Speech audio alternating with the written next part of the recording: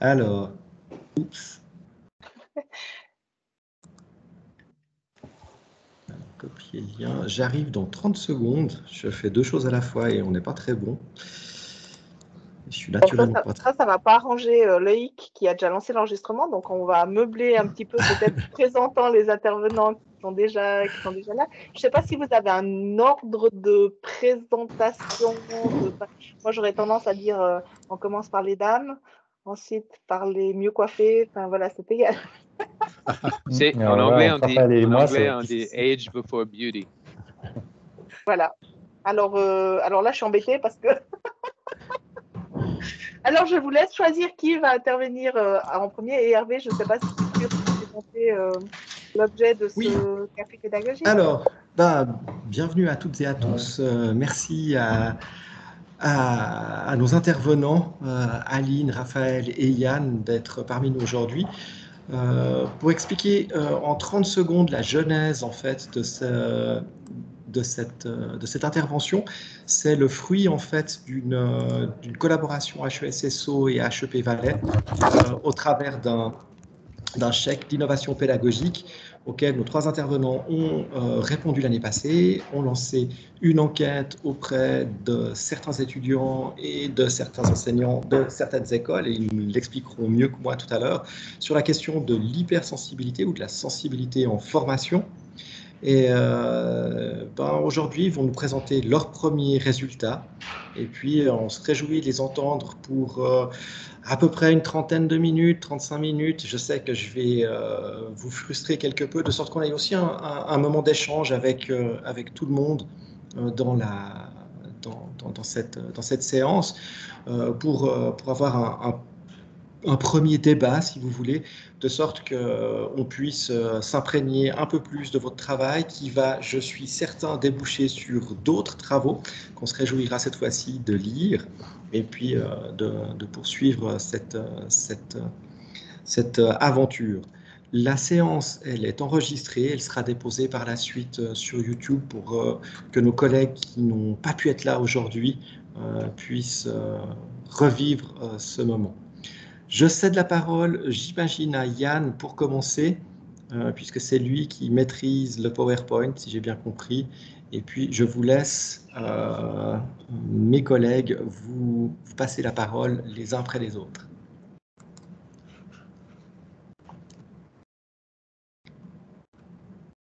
Eh bien non, ce n'est pas moi qui vais lancer notre présentation.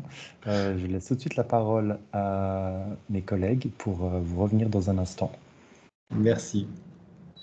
Voilà, c'est à moi que revient le plaisir de vous présenter mes collègues et de situer le projet que nous conduisons et qui est dans une phase de présentation de premiers résultats, et il est fort probable qu'ils connaissent une suite. Je vous présente Aline Chapuis, qui est de l'école, de la Haute École de Santé, membre de la HESSO Valais-Vallis. Yann Vuillet, qui est en fait l'initiateur du projet et qui s'est soucié de pouvoir nous y associer, et qui est de la HEP Valais. Et puis moi-même qui, dans ce projet, représente l'EDA, l'école de design et haute école d'art à Sierre, membre également de la HESSO Valais-Vallis. Nous avons bénéficié pour ce début de recherche d'un double chèque pédagogique dans le cadre des aides mises sur pied par les conseillers pédagogiques de proximité de la HESSO Valais-Vallis.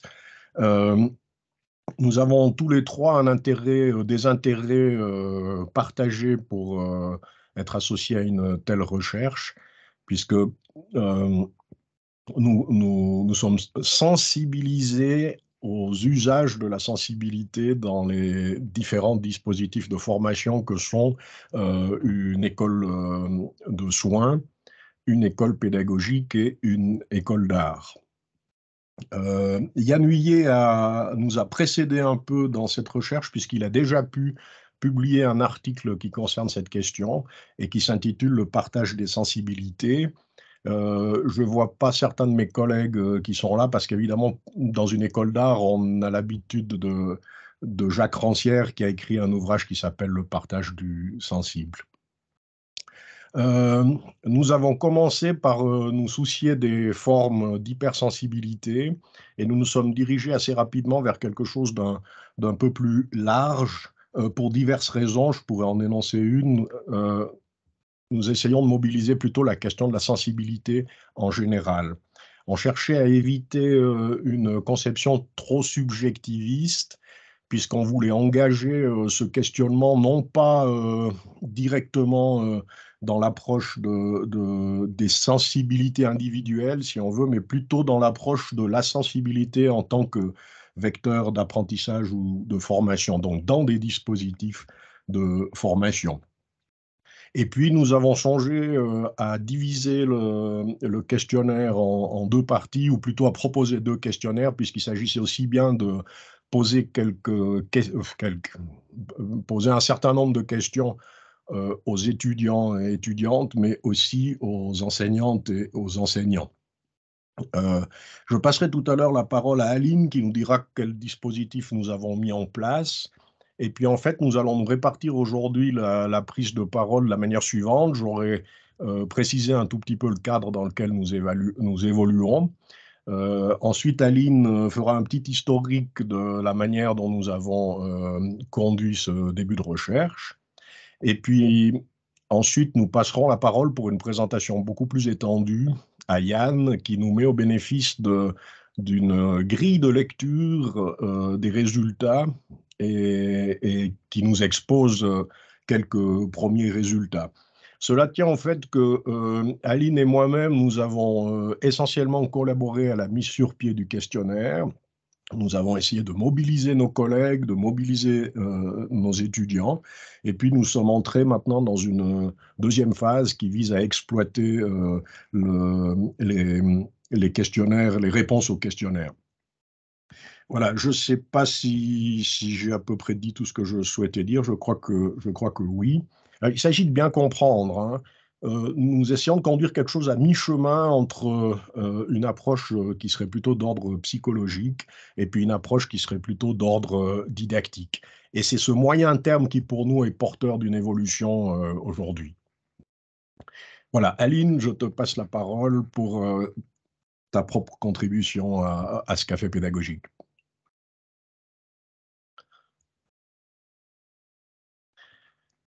Je ne mets pas mon micro, ça ne va pas aller. Je disais merci Raphaël.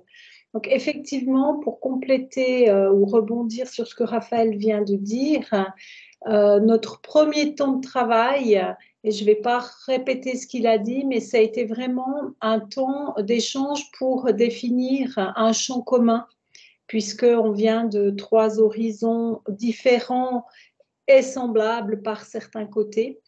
Et une fois qu'on a pu mettre en place ce dispositif et aussi se mettre d'accord sur un certain nombre de définitions, il y a certaines hypothèses qui ont guidé le début de nos réflexions. La première, c'est qu'on s'est dit que tant dans la formation des enseignants, enseignantes, infirmiers, infirmières et artistes, il nous semblait que prendre en compte la sensibilité était important. Parce qu'on travaillait avec des humains ou dans le relationnel ou dans la création artistique et que ça impliquait du sensible et de la sensibilité. Et puis, ça nous a amené à une deuxième hypothèse sous forme de question où on s'est dit, mais finalement, comment est-ce que la sensibilité est prise en compte? Comment est-ce qu'elle intervient? Est-ce que c'est compatible avec le cadre institutionnel? Est-ce que c'est un vœu pieux? Est-ce que c'est une injonction? Et puis, ces éléments-là étaient en soutien ou en fil rouge de nos questionnements. Bien évidemment qu'ensuite de ça, on a dû cesser de réfléchir pendant des heures pour se dire qu'on allait peut-être construire un questionnaire. Et donc, Raphaël l'a dit, on a choisi de faire 2 questionnaires. On est sur 3 milieux différents. On a pris l'option de ne pas faire des questionnaires ciblés par milieu, en se disant que les spécificités des milieux apparaîtraient dans les réponses qu'on obtiendrait. On a fait des sous-divisions à l'intérieur de ce questionnaire. que je vais résumer, et je crois que Yann va revenir un petit peu là-dessus dans un moment, mais en gros, c'est intéressé à ce qui se passait en amont des situations de formation, c'est-à-dire est-ce que les enseignants ou les étudiants anticipent certaines sensibilités avant d'être dans le moment de formation, est-ce que ça a un impact favorable ou défavorable? Et puis ensuite, on s'est demandé qu'est-ce qui se passait au moment de l'apprentissage ou de la formation, toujours aussi en termes d'apport ou d'empêchement à l'apprentissage lié aux sensibilités propres de la personne qui répondait. Et puis aussi comment les personnes composent concrètement avec ces situations. Et puis on s'est aussi demandé si les sensibilités des autres personnes pouvaient avoir un impact sur l'apprentissage. Typiquement, est-ce que l'étudiant va être sensible à la sensibilité de son formateur et est-ce que ça impacte les choses? On s'est intéressé aussi aux activités de formation qui impliquent peut-être d'exercer les sensibilités d'une manière spécialisée ou spécifique. Et puis, le questionnaire se terminait par la possibilité pour les répondants d'évaluer sur une échelle leur sensibilité propre. On a fait un pré-test qui nous a amené à faire des ajustements. Et puis ensuite, le questionnaire a été mis à disposition par voie électronique. On a utilisé des relais, à savoir nos responsables de filière, pour relayer ce questionnaire auprès des étudiants, étudiantes et formateurs, formatrices de nos 3 écoles respectives. Il y a eu une relance à un moment donné de questionnaire et puis nous avons obtenu des résultats et assez rapidement, on s'est rendu compte qu'ils dépassaient largement le cadre initial d'échec. Et puis comme ça a déjà été évoqué à plusieurs reprises depuis tout à l'heure, qui pourrait servir de tremplin à de futurs travaux ou de futurs développements. Donc, ce qui est important aussi, et je vais passer la parole à Yann, c'est que les éléments que Yann va partager maintenant, c'est une ébauche en fait de traitement, une ébauche très fournie des premiers résultats auxquels nous sommes arrivés. Voilà, Yann, je te passe la parole. Merci Aline, merci Raphaël. Donc, pour ma part, je vais commencer par quelques considérations générales, revenir sur certains points qui ont déjà été évoqués par mes collègues.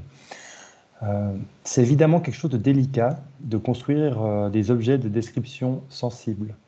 On souhaitait éviter cette perspective subjectiviste qu'évoquait tout à l'heure Raphaël, parce qu'elle risquerait de transformer le moi intime de chacune des personnes ayant répondu au questionnaire en un objet de recherche, et cela aurait risqué de nous conduire à voir dans ce moi intime aussi bien la cause que les effets des phénomènes que nous cherchions à approcher. Pour éviter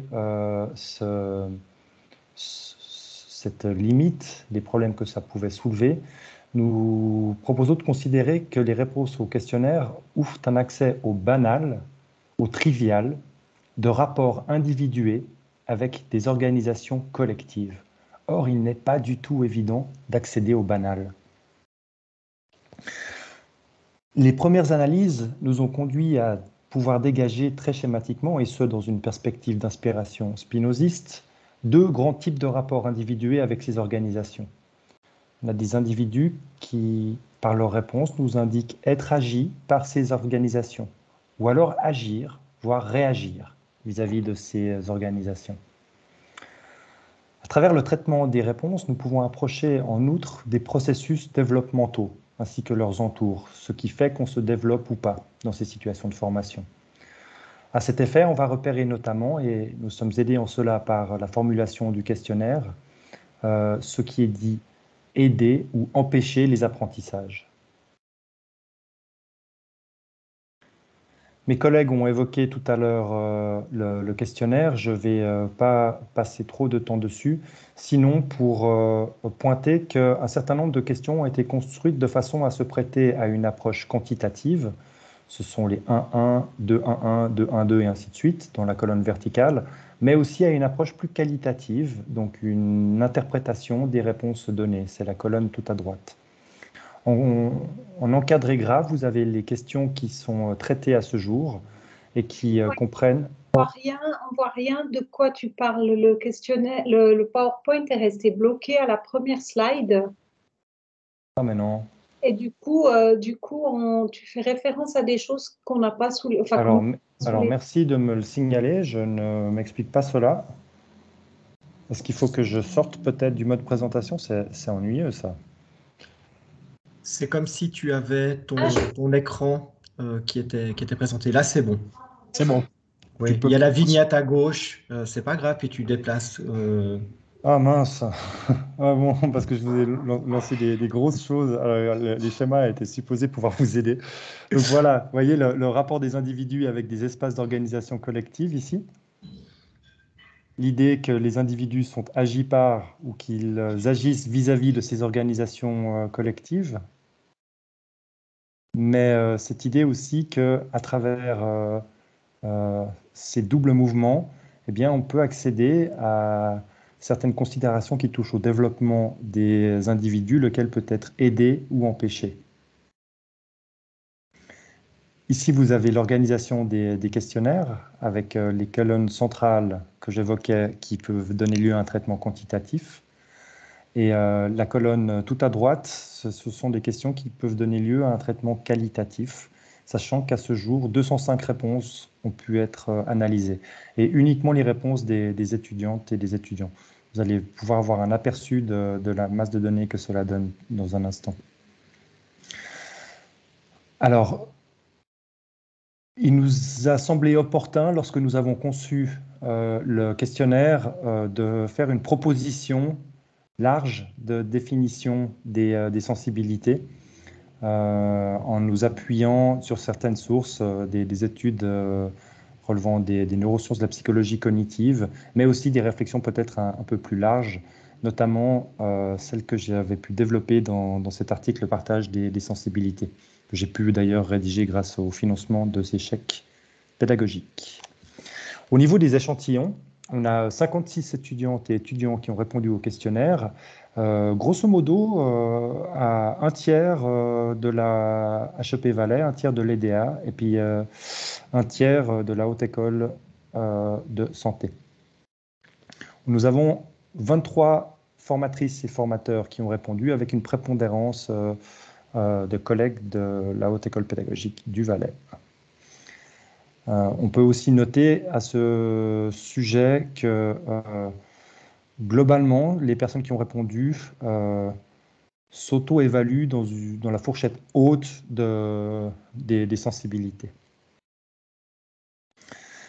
Approche quantitative. Alors, pour pouvoir vous rendre compte de tout ce que nous permet de dire cette approche quantitative, il faudrait que je puisse passer dans toutes les petites tomes que vous voyez à droite, et nous n'avons pas le temps en 20 minutes de passer par là. Mais vous avez plutôt sous les yeux une proposition de synthèse des tendances dominantes, pourra-t-on dire. J'attirerai votre attention sur la question 1 pour mettre en évidence que la plupart des étudiantes et des étudiants répondent souvent et toujours à la question de savoir si ils et elles anticipent certaines sensibilités en amont d'une situation de formation. Et ce qui peut être noté ici, c'est que les formatrices et les formateurs répondent souvent ou toujours à 56%. Par contre, quand on leur demande si il y a une anticipation qui est faite des sensibilités des étudiantes et des étudiants, le score passe à 78%, ce qui semble indiquer qu'il y aurait quelque chose de l'ordre presque d'un geste professionnel lié à l'anticipation des sensibilités des étudiantes et des étudiants de la part des formateurs et des formatrices. Un autre point que je souhaite souligner, c'est en 3A, c'est que les sensibilités d'étudiantes et d'étudiants sont perçues comme des empêchements pour plus d'un tiers des cas de la part des étudiantes et des étudiants, pour un quart de la part des formatrices et des formateurs. Et si on ajoute à ceci les parfois, on est à des scores de 85 et 82%. Donc ici, c'est un indicateur de ce que la question de la prise en compte des sensibilités dans les processus d'apprentissage en formation peut être un objet pertinent pour essayer de comprendre ce qui se passe à cet endroit. Quant aux questions 4 et 5, que je soulignerai aussi, elles tentent à confirmer une hypothèse, du moins dans les déclarations des personnes qui ont répondu à nos questionnaires, hypothèse suivant laquelle il pourrait y avoir une forme de spécialisation de l'exercice de sensibilité en fonction des contextes professionnels. C'est-à-dire qu'on mettrait à profit nos sensibilités de façon spécifique, suivant qu'on est enseignante, enseignant, artiste, ou qu'on travaille dans les soins. De la même façon, nos sondés sont d'accord avec l'idée qu'il pourrait y avoir un effet des savoirs appris en formation sur l'exercice de ces sensibilités. Nous passons maintenant aux approches qualitatives. Et je vous disais que le banal ne se donne pas d'accès facilement. Voici ici le plan de travail. C'est l'intégralité des réponses données par les étudiantes uniquement aux questions, avec dans les colonnes grises les retraitements des réponses. Donc c'est un travail qui est toujours en cours. Pour vous donner une idée de ce que cela a impliqué, on va prendre ici un exemple de question, la question B. Pouvez-vous préciser parmi vos sensibilités propres lesquelles il vous est arrivé d'anticiper avant de prendre part à des situations de formation? Et un exemple de réponse. Une étudiante en art qui nous dit « J'ai quitté mon logement pour prendre un appartement à côté de l'école, pour pouvoir rentrer au maximum à midi, le soir, durant les breaks, pour retrouver ma bulle, vider la tête. À l'école, je suis en permanence assailli par trop de gens, en groupe tout le temps, trop de paroles, trop de contenu. De manière générale, en tant qu'artiste, je n'anticipe pas trop parce que j'aime être stimulé, confronté. Toutefois, dès que je suis dans une situation de perte de liberté, comme c'est le cas à l'école, j'anticipe énormément dans le but de pouvoir me protéger autant que possible. Il m'est arrivé de me dissocier de ma personnalité pour parvenir à tenir le coup durant l'année scolaire. » Donc ça vous donne une idée de la complexité des réponses que nous avons parfois pu collecter et qui nous a conduit à nous demander mais comment les traiter ces réponses, comment les réduire, comment les rendre comparables afin de pouvoir décrire et de comprendre quelque chose. Et nous n'avions pas prévu qu'interrogeant nos étudiantes et nos étudiants sur leur sensibilité, eh bien, avec une grande récurrence, ces dernières et ces derniers nous parlent d'éléments qui étaient extérieurs à elles et à eux. Que les réponses nous donnent accès à des effets de ces éléments extérieurs sur les individus, à des contraintes, à des choix, à des réactions, à des actions, à des efforts, des désirs. Ce qui nous a forcément conduit à nous demander avec quel modèle de sensibilité on pourrait rendre compte des réponses recueillies. C'est là où il y a eu un travail second, parce qu'on avait un premier cadrage qui était en tête du questionnaire pour définir largement les sensibilités, mais on ne pouvait pas s'en tenir à ceci. Comment avons-nous procédé? Eh bien, pour reprendre l'exemple que j'ai lu à l'instant, on peut assez rapidement repérer que dans ce témoignage, l'étudiante nous fait part de certaines choses qui lui coûtent, de certaines autres choses qu'elle met en place, qu'elle s'efforce de faire pour persévérer, pour tenir, malgré ce qui lui en coûte. Ou d'autres fois, elle nous parle de certaines choses qui lui profitent, plutôt passivement. Et à partir de là, petit à petit, réponse après réponse, il a été possible d'arriver à une forme de typologie d'inspiration spinoziste qui nous parle de diminution, de préservation ou d'augmentation de puissance.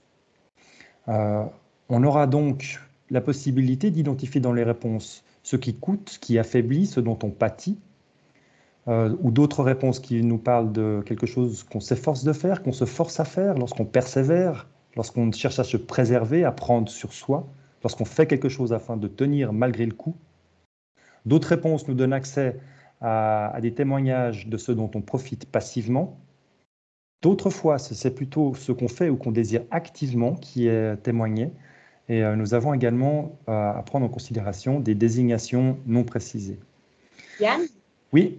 T'es à 11 minutes, si jamais. D'accord, merci.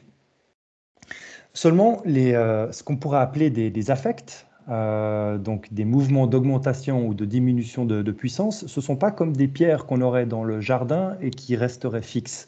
Il y a des chaînes transformatives, il y a des mouvements qui s'observent dans les réponses de nos étudiantes et de nos étudiants. Il y a des passages de quelque chose qui nous coûte à quelque chose ou à une posture qui nous permet de nous préserver. ou qui nous coûte à quelque chose dont on profite passivement, ou alors dont on va pouvoir tirer parti pour agir, et ainsi de suite. À partir de là, pour chaque proposition d'étudiante et d'étudiant, il a été possible d'identifier les affects en jeu et de les réduire et de les reformuler avec une grande précaution et tout en gardant à l'esprit qu'il s'agit là de réinterprétation, mais pour pouvoir isoler des tendances ou bien identifier des phénomènes récurrents. Voici ce que peut permettre de décrire cette approche donc à partir d'une isolation ou d'une modélisation des affects. On peut en faire un traitement quantitatif second. Et ça, c'est quelque chose d'assez frappant. Après avoir repéré dans 5/12 des questions, des réponses à toutes les questions, 392 affects communiqués, eh bien, il apparaît que la moitié nous est proposée par des étudiantes et des étudiants de l'EDA, tandis que 30% des autres réponses, des autres affects sont proposés par les étudiantes et les étudiants de la Haute École pédagogique, et 20% nous proviennent des étudiantes et des étudiants de la Haute École de santé.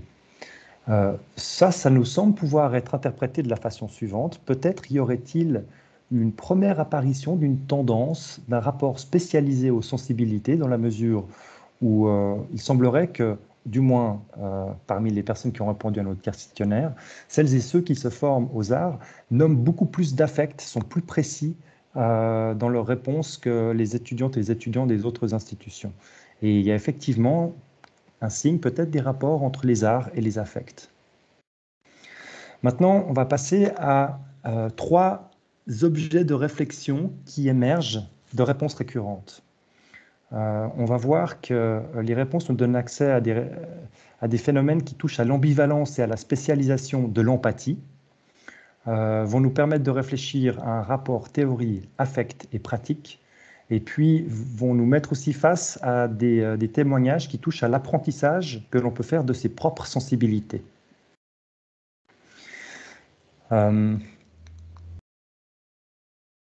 L'empathie, qu'on peut entendre justement avec Spinoza comme une imitation d'affect, parce qu'on est sensible aux affects des autres, à travers les témoignages que nous avons recueillis, semble pouvoir exposer les étudiantes et les étudiants directement à ce dont jouissent ou à ce dont pâtissent les autres. Dans un contexte de formation, tout d'abord, l'empathie est régulièrement dite pouvoir aider ou empêcher des apprentissages. Dans ce cas-là, elle peut donner lieu à la reconstruction par nous de chaînes d'affect. Vous voyez ici un témoignage L36-M36 d'une étudiante en art. Il y a une chaîne d'affect imitative qui apparaît lorsqu'elle nous dit en A, lorsque quelqu'un est mal, je le sens et je m'imbibe de cela sans le vouloir lorsque je suis tenu de côtoyer cette personne. Mais en même temps, il y a peut-être aussi un rapport transformatif qui peut se mettre en place dans cette chaîne d'affect, puisqu'elle nous dit également que la confrontation, lorsqu'elle a la possibilité de s'y confronter, l'aide à comprendre et à évoluer. Donc elle n'est pas uniquement passive et imbibée de l'affect triste de l'autre, mais cette personne nous dit qu'elle arrive à saisir cette occasion, saisir l'opportunité de sa possibilité d'être affectée pour comprendre et pour peut-être même évoluer. Dans l'enseignement ou dans les soins infirmiers, à travers les réponses des étudiantes et des étudiants concernés, on voit très très souvent apparaître des exemples d'exercices spécialisés de l'empathie. Ce qu'on voit, c'est que pour ces champs professionnels-ci, eh bien, l'empathie peut être médiée par des savoirs professionnels. Et dans ce cas-là, elle va être dite pouvoir favoriser, par exemple, l'entrée en relation ou le rapport de confiance avec des élèves ou des patientes, ou encore la prise d'informations sur les besoins afin d'adapter ses actions sur les autres. Et là, on voit une autre chaîne de transformation d'affect possible. On a un affect triste de quelqu'un, par exemple un élève qui ne comprend pas, ou bien qui ne se sent pas bien, qui va, à travers l'identification du besoin par le professionnel ou la professionnelle en formation, donner la possibilité à cette dernière d'en tirer parti pour adapter son enseignement ou alors sa prise en charge. Et ça, c'est quelque chose qui est commun entre les infirmiers, les infirmières et puis les enseignantes et les enseignants. Yann, il te reste 3-4 minutes. Moi, j'arriverai jamais au bout. Je note alors encore ce point-ci. Comme bien souvent, ces affects sont à double tranchant. Ils peuvent aussi constituer des empêchements, voire soulever un risque de confusion, parce qu'on peut toujours confondre l'effet que l'autre a sur soi et ce dont l'autre a effectivement besoin. Là, c'est les exemples plus précis à partir desquels on peut inférer ceci. Il y a un autre point vraiment frappant qui est apparu, et qui est apparu grâce à des propositions d'étudiantes et d'étudiants. Voyez en F23, une enseignante qui nous parle des apports de sa sensibilité relationnelle. Elle nous dit qu'en étant plus ou moins sensible sur certains plans, il est parfois plus facile de comprendre des concepts et à les mettre en lien avec la pratique. Donc en fait, on a beaucoup d'occurrences d'affects qui sont décrits comme permettant de relier une théorie à sa pratique. On nous parle d'accrocher les apprentissages dans le réel, de favoriser la compréhension de concepts, d'enrichir la théorie, et on nous souligne aussi l'importance des sensibilités ou des affects, tels qu'on les reformule, dans le but d'agir avec réussite ou de comprendre ses actions. Et à partir de là, on peut, je pense, remonter en généralisation pour noter que les affects sont en fait toujours présents dans cette articulation entre théorie et pratique, qui est d'ailleurs commune à la formation aux arts, à l'enseignement ou aux soins. En effet, toute pratique humaine va impliquer des affects. De la même façon, tout processus d'apprentissage va aussi impliquer des affects. Par contre, ces affects vont pouvoir avoir un effet négatif également dans l'apprentissage. Comme on en a des exemples ici, on a une étudiante qui nous explique que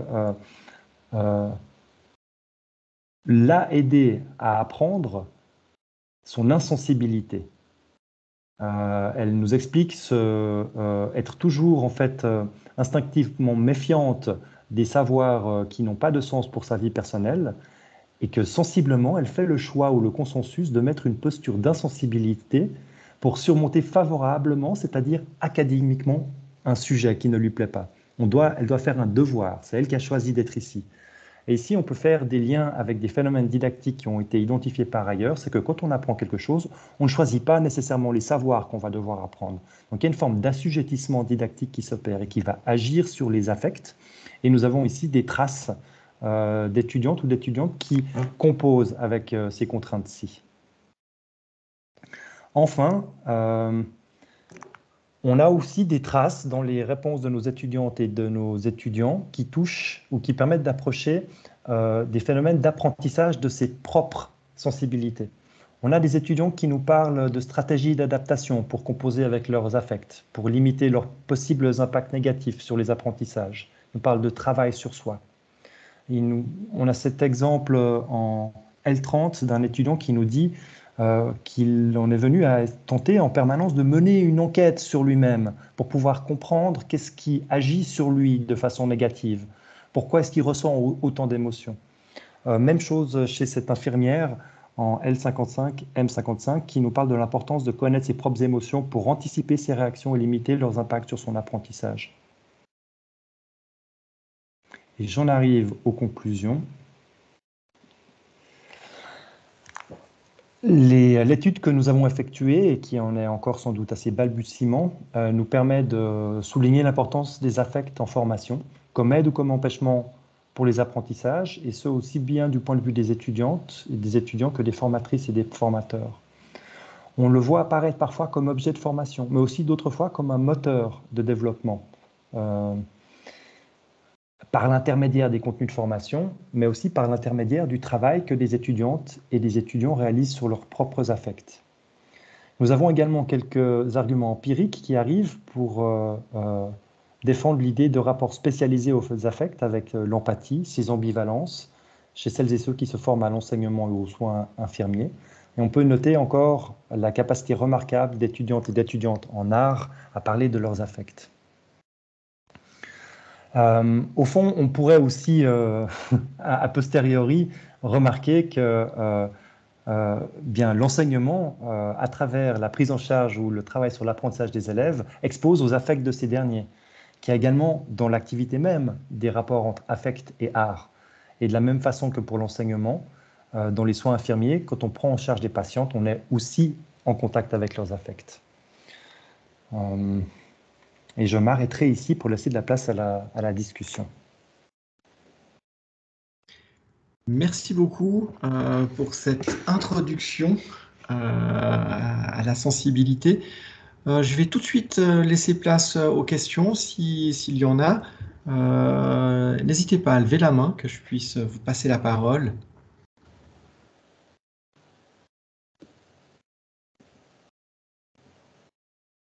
Oui, une première question. Léonard, on t'écoute. Oui, je me considère comme un peu philosophe, mais j'ai oublié beaucoup de choses que j'ai lues dans ma jeunesse.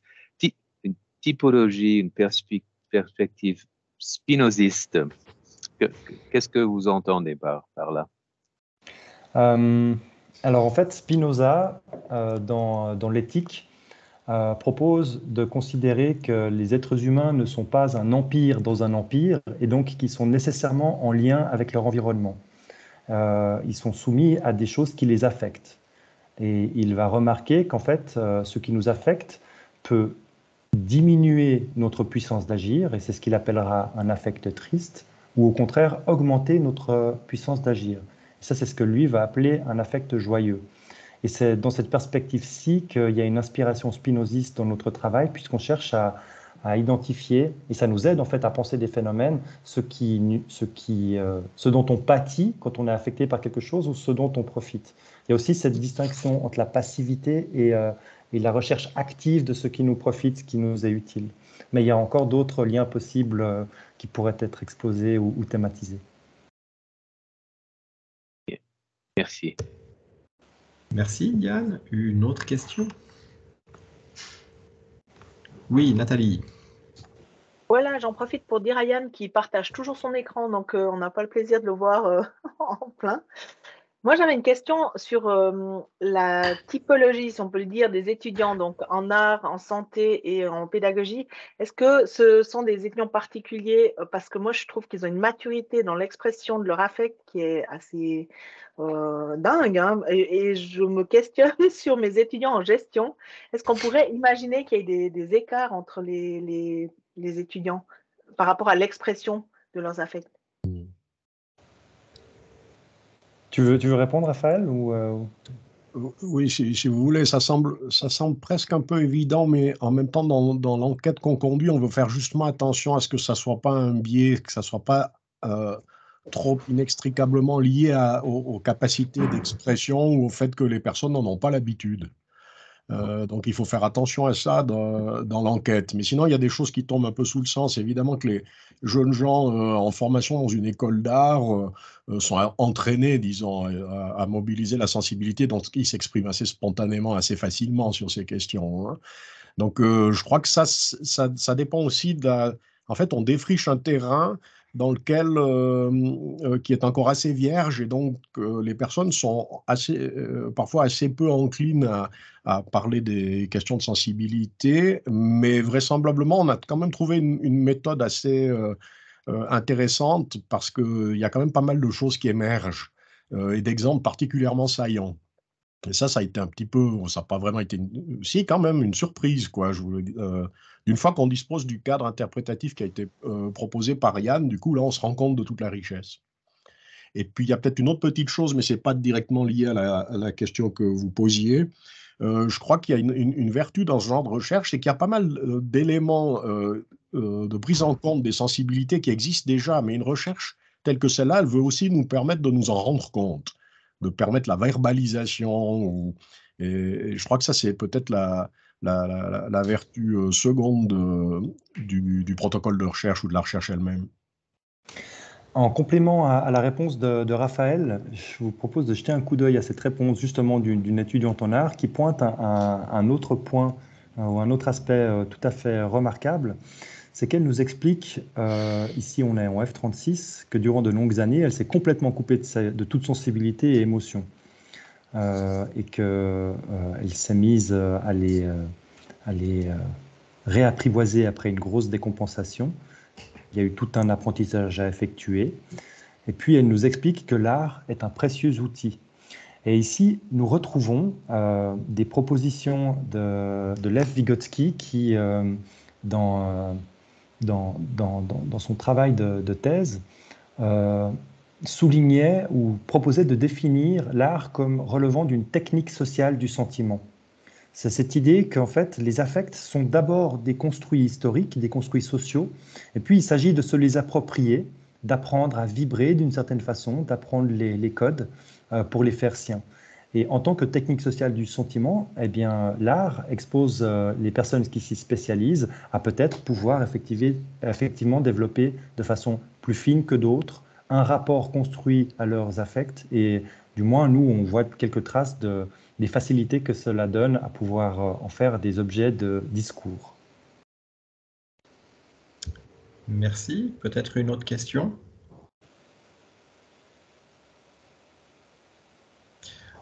Si ce n'est pas le cas, je me permets de questionner mes collègues aussi. On voit souvent, on entend souvent que l'être humain est un animal de raison, doué de raison. En même temps, il semble assez évident que c'est certainement l'animal le plus social du règne également, le plus social, le plus émotionnel du règne. C'est quelque chose qui nous habite énormément. Comment faire pour réhabiter ces sensibilités ou ces émotions simplement dans l'enseignement afin que ça ne serve pas de bloquant, mais de débloquant, je dirais, par rapport à l'apprentissage? Parce que le risque, c'est qu'on soit bloqué sur des sentiments plutôt négatifs, je dirais, dans certaines formes d'apprentissage ou bien même dans certaines branches, comme ça peut arriver chez certaines personnes. Bien. Dire comment faire nous exposerait au risque, de mon point de vue du moins, d'application d'une morale. Voici ce qu'il faut sentir, voici comment il faut agir. Peut-être que la piste pour rechercher des solutions à cet endroit, pour l'exercice de ces sensibilités, elle est plutôt éthique. Et puis, elle pourrait passer par l'élaboration d'un rapport construit à ses propres sensibilités ou à ses propres affects, en se rendant attentif à l'exemple de cet étudiant qui dit mener une enquête sur lui, aux situations qui nous conviennent ou aux situations qui ne nous conviennent pas. Peut-être essayer d'élaborer ou bien de se partager des façons de faire pour ne pas trop pâtir de ce qui peut nous nuire et puis plutôt aller vers les choses qui nous réjouissent et ainsi de suite. Mais je vois mes collègues qui lèvent la main aussi. Oui. En fait, en même temps que tu disais ça, ça venait en parallèle avec une intervention que je voulais faire, donc je peux vraiment rebondir. C'est vrai que dans, en tout cas, des expériences que j'ai avec des étudiants sans particulier, je pense particulièrement à des journées d'analyse de pratique ou d'intervention, et où je vois que si à un moment donné, je donne l'autorisation, je ne sais pas comment dire ça, mais c'est comme si je donne l'autorisation, j'ouvre l'espace pour que l'étudiant puisse parler de qu'est-ce que j'ai ressenti dans cette situation, qu'est-ce que ça m'a fait, et puis que ça devienne quelque chose dont il est possible de parler sans justement morale, c'est-à-dire en évoquant aussi peut-être des émotions qui seraient, entre guillemets, politiquement pas correctes ou en tout cas pas attendues dans un rôle professionnel, ben, quelque part, ça ouvre un espace où tout d'un coup, c'est possible de nommer ces choses-là. Et puis, à ce moment-là, ça devient une ressource. Merci. Et je peux peut-être compléter ce qu'ont dit mes collègues. Le risque qu'on court en général lorsqu'on traite de questions de sensibilité, d'émotion, qu'on ne se place pas à proprement parler dans une espèce d'autonomie des savoirs, c'est le risque de l'essentialisation. C'est-à-dire, c'est de retrouver des dichotomies assez classiques hein, entre les savoirs, les émotions et puis des formes de dissociation.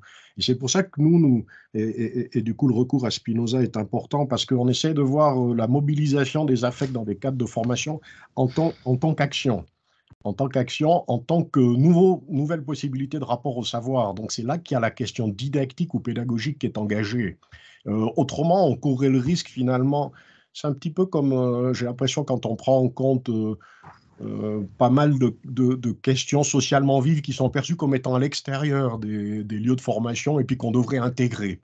Et nous essayons pas d'intégrer des formes essentialisées de sensibilité, on essaie plutôt de les voir en tant qu'action contribuant ou non aux apprentissages. Mhm. Yann, je crois que tu voulais encore réagir. Oui, en dernier complément, vous vous rappelez peut-être cet extrait d'une enseignante et d'une infirmière qui nous font part de leur façon d'utiliser leur empathie en contexte professionnel. Moi, ce que j'aimerais pouvoir souligner là, encore une fois, c'est que il y a un effet de médiation de savoir professionnel qui permet de mettre à profit son pouvoir d'être affecté. C'est-à-dire, c'est pas seulement « j'ai un élève qui va mal, donc je vais mal » ou j'ai un patient qui va mal, donc je souffre ». C'est « je repère ceci et dans le contexte de mon activité, je vais transformer cela en une prise d'information pour agir, pour orienter ma propre action ». Donc on voit comme ça revient vers une prise en charge de l'autre. Et je pense que la médiation des savoirs est un moyen possible justement pour aller en direction de la prise en compte des affects dans les espaces de formation, mais aussi dans les espaces professionnels.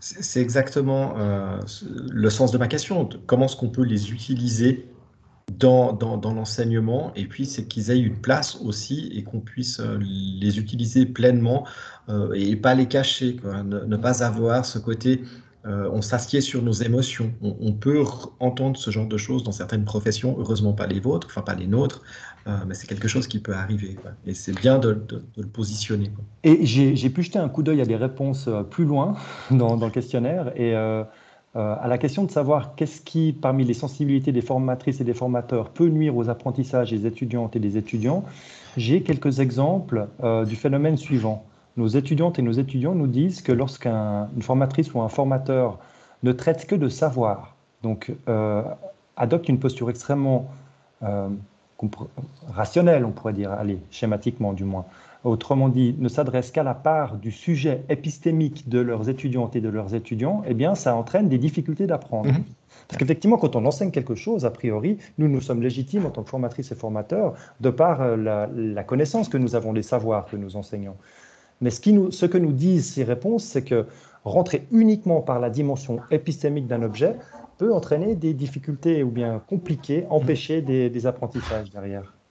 Très bien. Ça nous donne quelques pistes dans le volet de l'enseignement suite à ce café.